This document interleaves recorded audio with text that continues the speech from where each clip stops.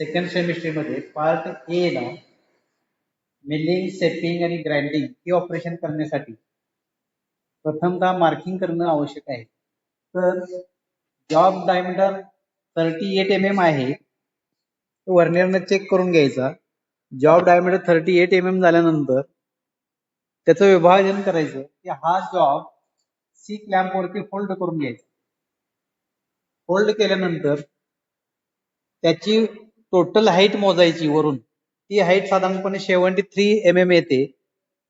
त्या 73 डायमीटर मधून job डायमीटरचा mid काढायचा आणि 19 mm ते मायनस करायचं. त्याची टोटल हाईट किती येईल? 54 येईल. तर 54 mm चं मार्किंग करून घ्यायचं.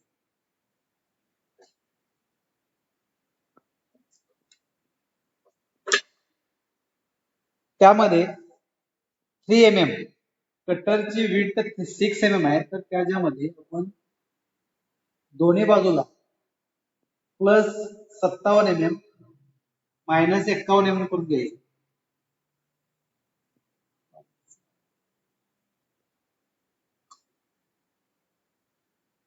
सेंटर लाईनच्या वरती 57 mm झालं, खालील बाजूला 51 mm करून घ्यायचे.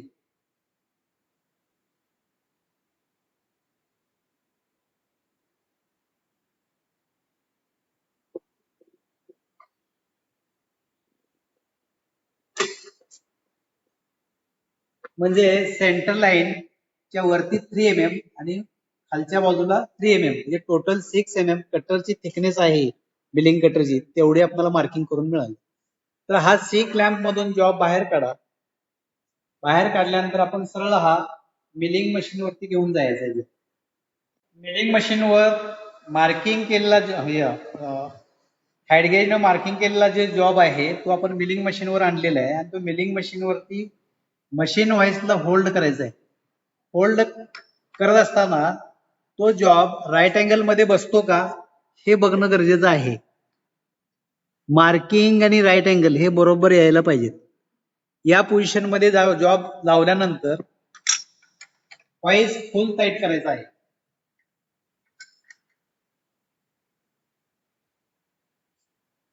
व्हाईस फुल टाईट केल्यानंतर कटर खाली जॉब घेऊन जायचंय. कटर खाली जॉब घेऊन गेल्यानंतर क्रॉसलाईट स्पॅनरनं हलवून घ्यायचे. कटरच्या बरोबर सेंटर लेवलला जॉब यायला पाहिजे या पोझिशन मध्ये हलवायचं. एलिव्हेटिंग स्क्रू फिरवून टेबल हाईट वाढवून घ्यायचे.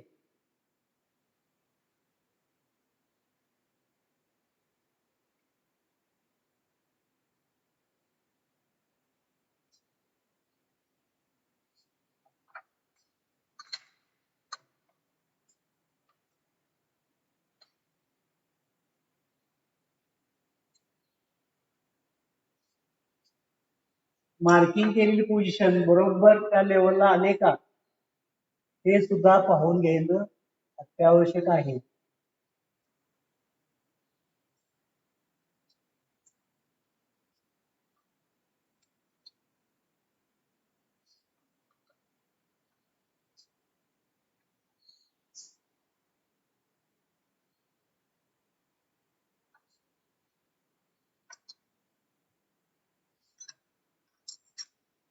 प्रथम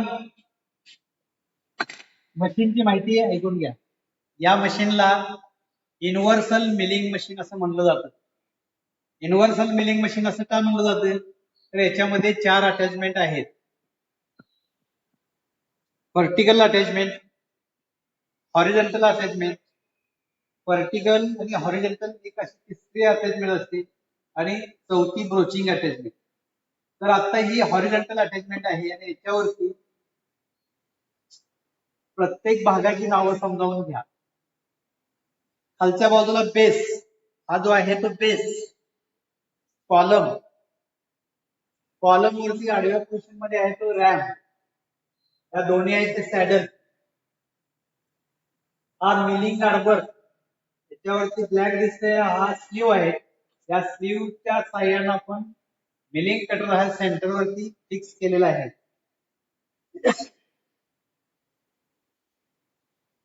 या मशीनचं स्पीड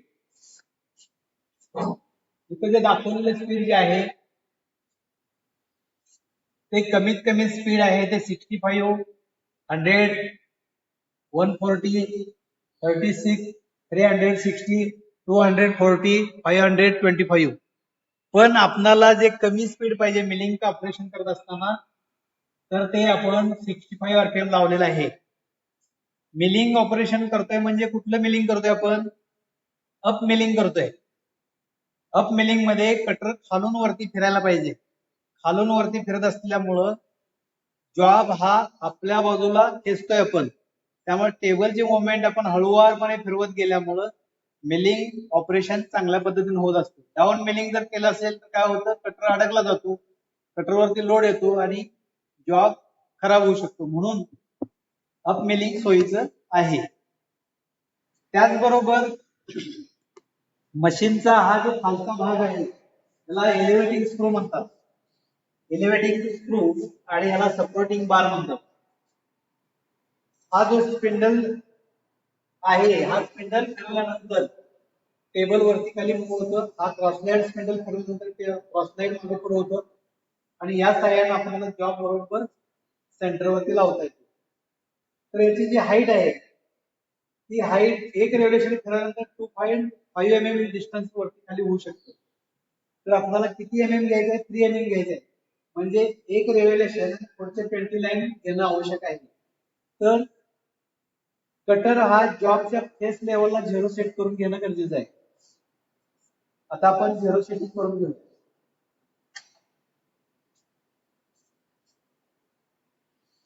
0 सेटिंग करत असताना मशीन चालू असणं महत्वाचं आहे.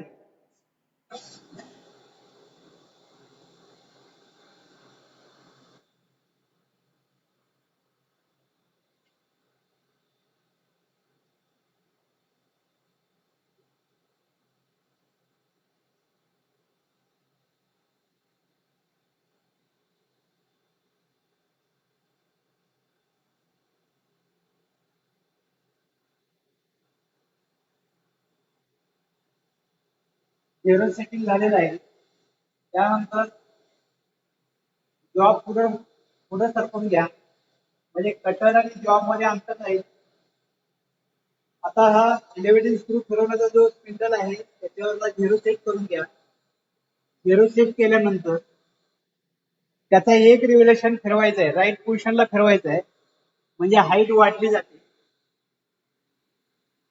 0 to 0 2.5 आणि पुढचे 20 लाईन घेतल्यानंतर अर्धा mm येऊ शकतो.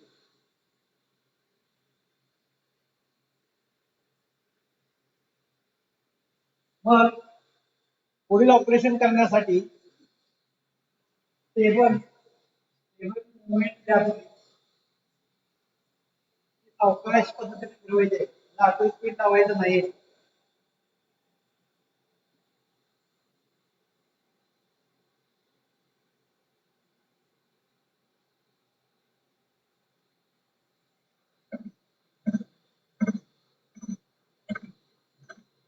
कटर खालून वरती कट करत असतो मटेरियल त्या पोझिशनला अप मिलिंग असं म्हणलं जातं.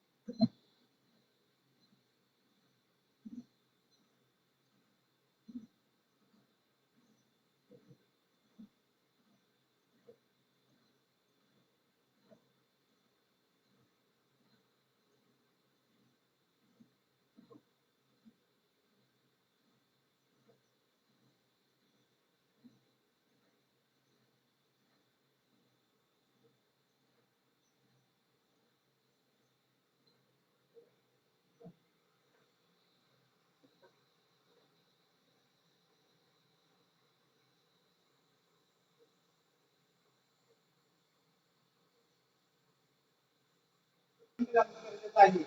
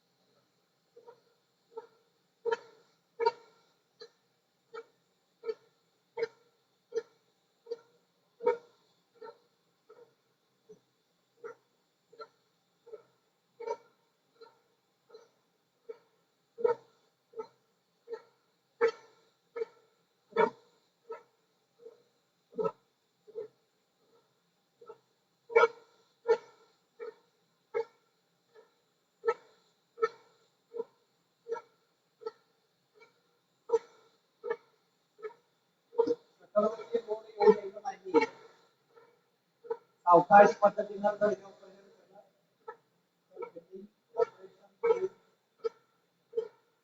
या पद्धतीने काम करते.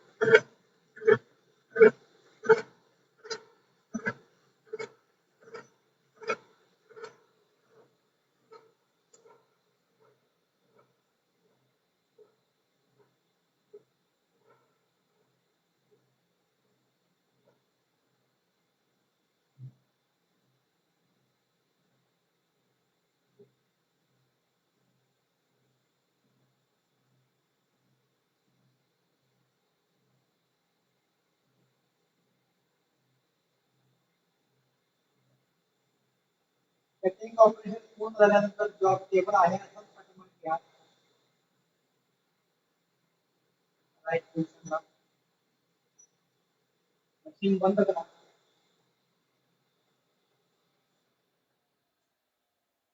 त्यानंतर हा जॉब खोलून बाहेर घ्या.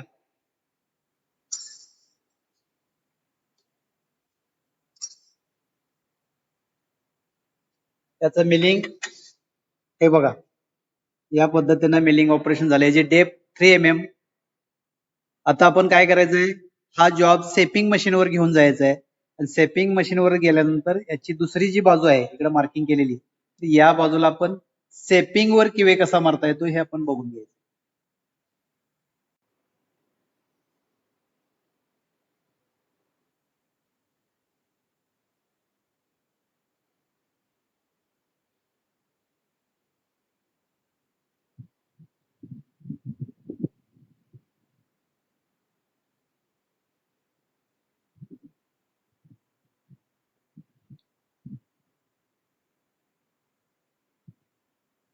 मिलिंग ऑपरेशन झाल्यानंतर आपण सेपिंग ऑपरेशन करणार आहे. आणि आता सेपिंग मशीनची माहिती समजावून घ्या.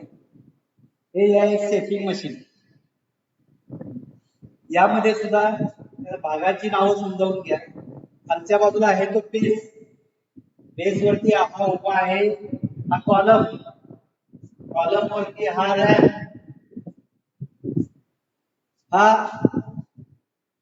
आडवा क्रॉसलाईट, आणि ह्या क्रॉसलाईट वरती हा टेबल माउंट केलेला आहे.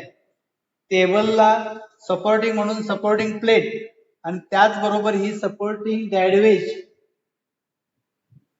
तर या टेबलला खालील बाजू जे आहे तो एलिव्हेटिंग स्क्रू, या एलिव्हेटिंग स्क्रूच्या साह्यानं या क्रॉसलाईड वरील जर स्पिंडल आपण हलवला खालील बाजूचा, तर याच्यामध्ये टेबल हाईट कमी जास्त करता येते. हा खालच्या बाजूला एलिव्हेटिंग स्क्रू फिरतो, टेबल हाईट कमी जास्त करता येते.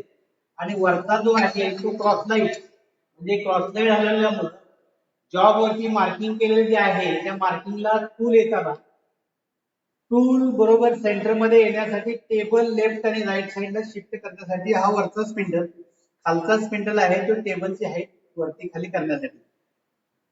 ही जी अटॅचमेंट आहे टेबल फीड मेकॅनिझम आहे. या टेबल फीड मेकॅनिझम मुळे टेबल ऑटोमॅटिक सुद्धा मूव्हेबल होतो. पण आपण शेपिंग ऑपरेशन करत असताना हँड ऑपरेट करणार आहे, त्यामुळे टेबल फीड अटॅचमेंट वापरणार नाहीये. तर वरती जो आहे तो टूल पोस्ट, या टोटल असेंब्लीला ऍप्रॉन म्हणलं जातं. Tool post, clapper block, tool post मध्ये टूल फिट केलेला आहे. वरती हा हँडल आहे. या साईडला डिग्रीच्या खुणा आहेत. या खुणामुळे इथं जर साईडचे जर नट लूज केले तर तुम्हाला डिग्रीमध्ये टूल पोस्ट फिरवता येतो. युनिव्हर्सल व्हॉइस आहे, हा व्हॉइस सुद्धा डिग्रीमध्ये मुवमेंट करता येतो. तसेच या रॅम वरती हा जो स्लॉट आहे या स्लॉटच्या साह्यानं ते रॅमची स्ट्रोक लेंथ आहे ती ऍडजस्ट करता येते. स्ट्रोक लेंथ दोन पद्धतीने ऍडजस्टमेंट करता येते. आतल्या बाजूला बेव्हेल गिअर सिस्टीम आहे. त्या बेव्हेल गिअर सिस्टीम मुळे तुम्हाला दुसरा पलीकडल्या बाजूला जो स्पिंडल आहे त्या स्पिंडलच्या साह्यानं आणि रॉकर आर्मची लिव्हर, या लिव्हरच्या साह्यानं आपल्याला स्ट्रोक लेंथ ऍडजस्ट करता येते. हा रॉकर आर्म आहे, हा स्क्वेअर ब्लॉक, आणि ह्या गिअरला म्हणतात, याला काय म्हणतात, बुल गिअर म्हणतात. आणि या बुल गिअरला फिरवणारा जो आतल्या बाजूला गिअर आहे त्याला पिनियन म्हणलं जातं. या रॉकर आर्मला खालच्या बाजूला मुवमेंट दिली जाते, त्याला पिव्होट म्हटलं जातं. ही मोटर जी बसवली याला स्पीड दिलेलं आहे ते 2 HP मोटर 1440 RPM. आणि पलीकडल्या बाजूला कोन पुले आहेत त्यामध्ये स्पीड वाढवली जाते. तर आता जे स्पीड आहे ते कमी स्पीड आहे, कारण स्पीड फास्ट करून चालत नाही. कटिंग मर्यादा जी आहे ती हळूहळू आपल्याला 0.05 पद्धतीने लावायला लागते, कारण टूलची विड्थ जास्त असल्यामुळे स्पीड वाढवून चालत नाही. तर आता आपण जॉब माउंट करून घेऊया. ते मिलिंग ऑपरेशन खालील बाजूला लावा.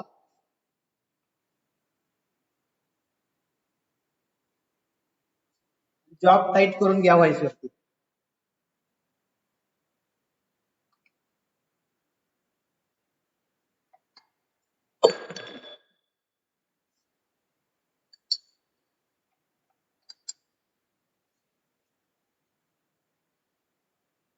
फिरवा, म्हणजे टेबल हाईट वाढवून घ्यायचे.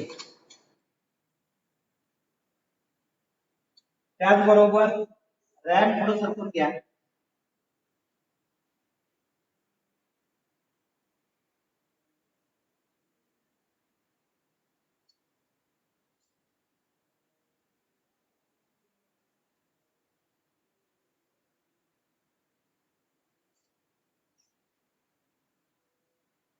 समोरच्या बाजूला मार्किंग बरोबर आले का बघा.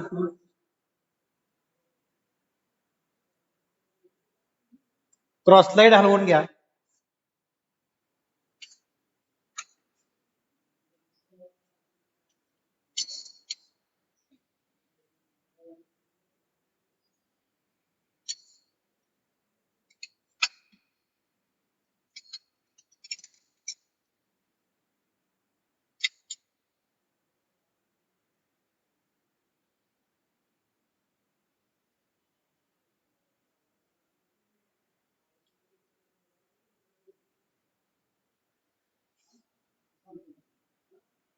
बरोबर सेंटरवरती टूल आलेलं आहे.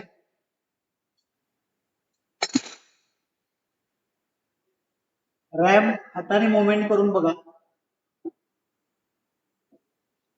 त्यानंतर मशीन चालू करायचं आहे.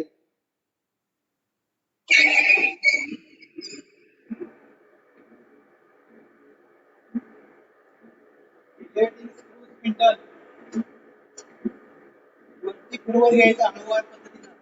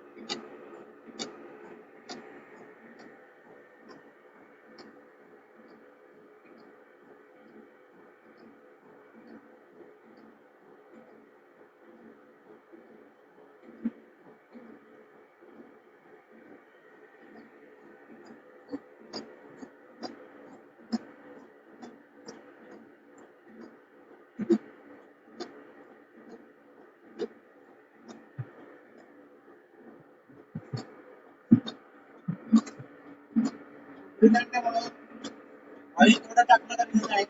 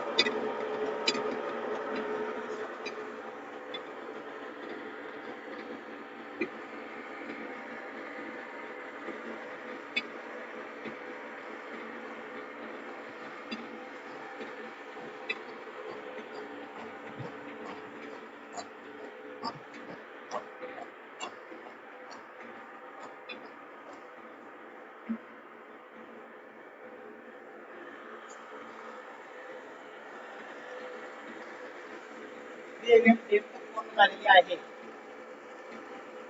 मशीन बंद करा.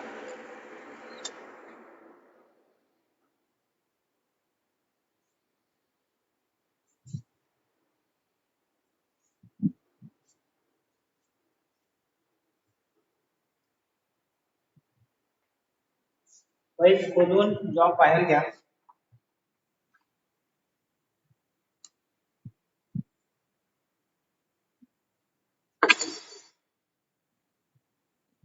जॉब बाहेर काढत असताना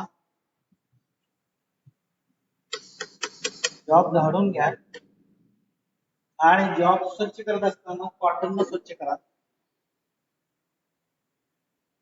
हाताने स्वच्छ करू नका. सेपिंगची डेप्थ 3 mm झालेली आहे. लक्षात येते का बघा. इकडं मिलिंग मशीनची किवे आणि हा सेपिंग मधला किवे. दोन्हीमध्ये फरक काहीच नाही. किवे ऑपरेशन होतं म्हणजे मिलिंग वरही किवे ऑपरेशन करता येतं, शेपिंग मशीन वरती किवे ऑपरेशन करता येतं. आपण आता काय करणार आहोत की हा जॉब घेऊन सरफेस ग्राइंडर वरती या जॉबचा एक सरफेस ग्राइंडिंग करण्यासाठी आपण जाणार आहोत.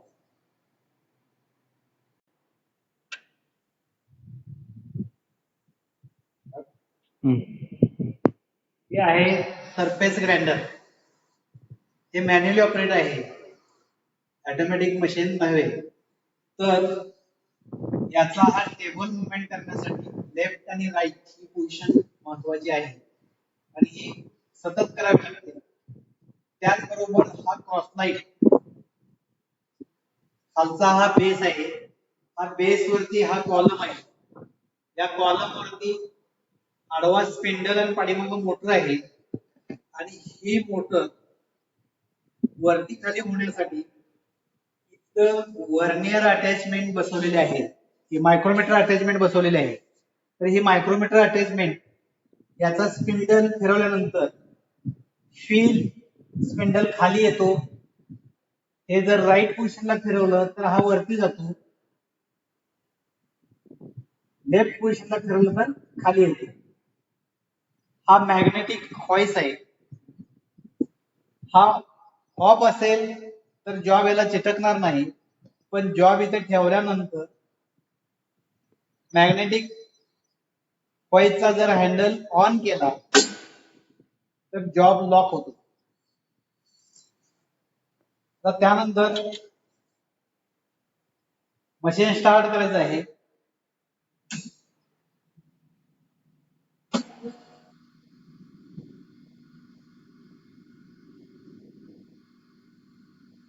बंद करा.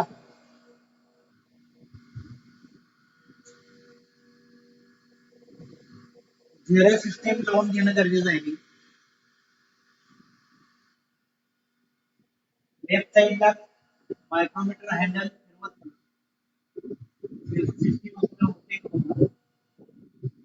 नंतर 6 मिनिट थांबणं गरजेचं आहे.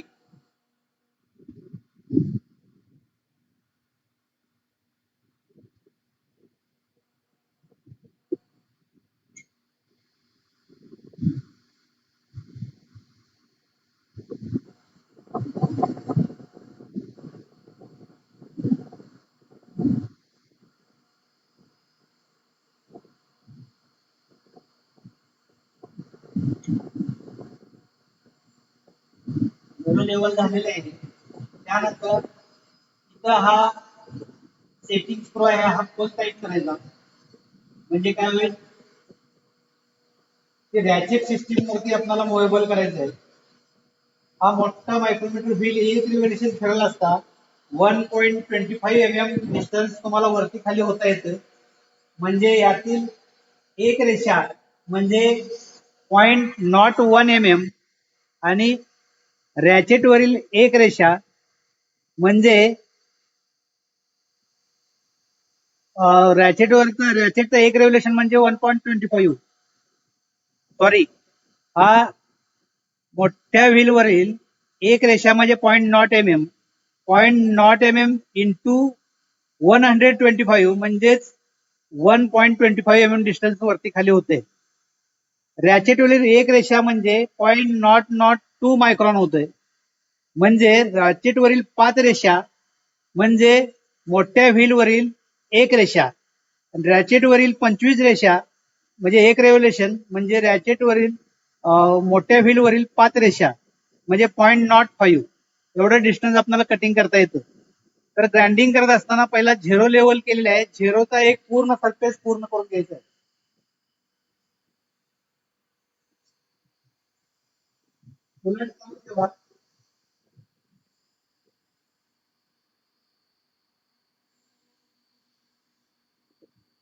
प्रत्येक स्ट्रोकला उलट जॉब वरती यायलाच पाहिजे.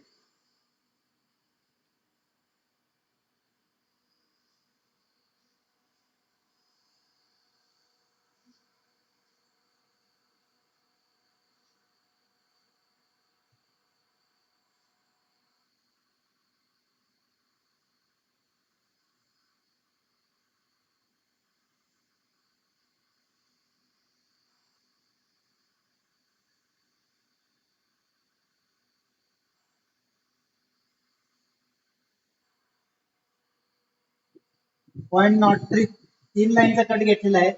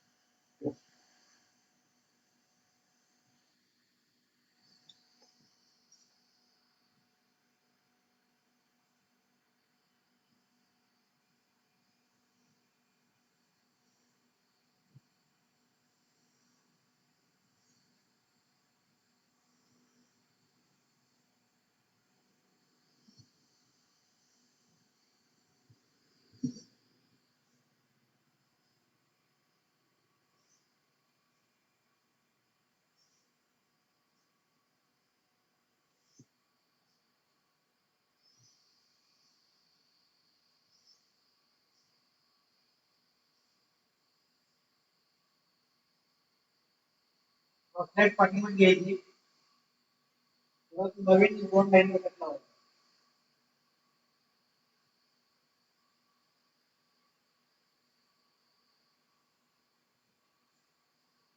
पॉईंट मार्क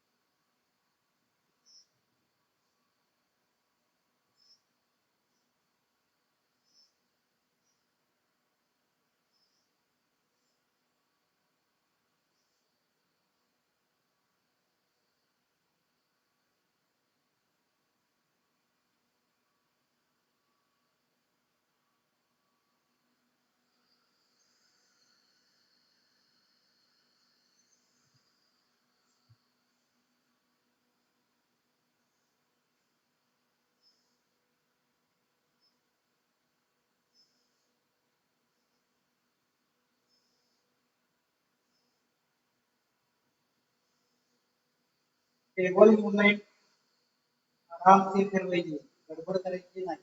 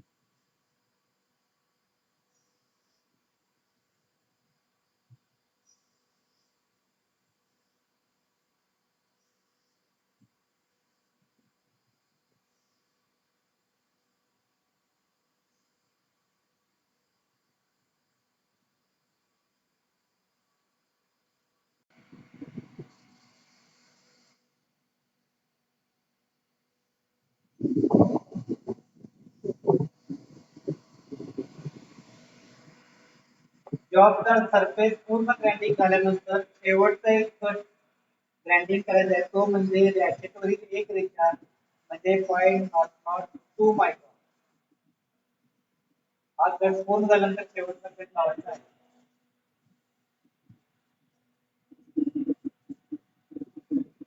ग्राइंडिंग करत असताना मशीन ग्राइंडिंग पोझिशन ज्या पोझिशनला आहे लेफ्ट साईडला त्या साईडला मशीनच्या पुढे जाऊन उभं राहायचं नाही.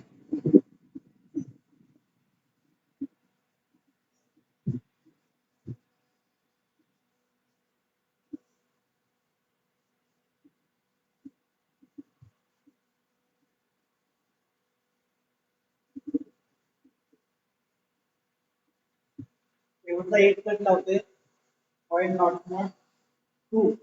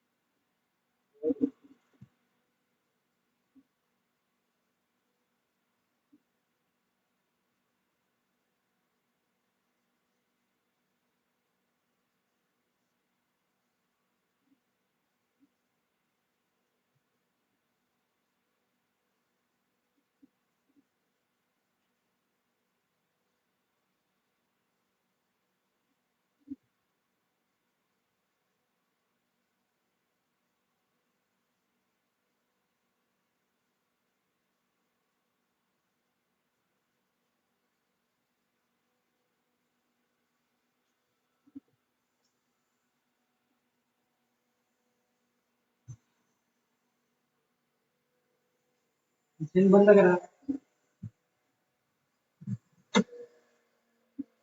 मॅग्नेटिक व्हाईस खोला ऑन करा.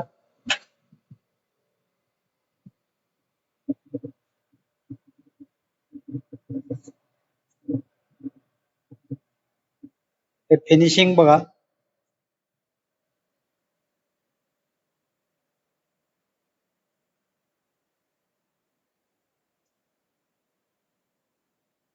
या पद्धतीनं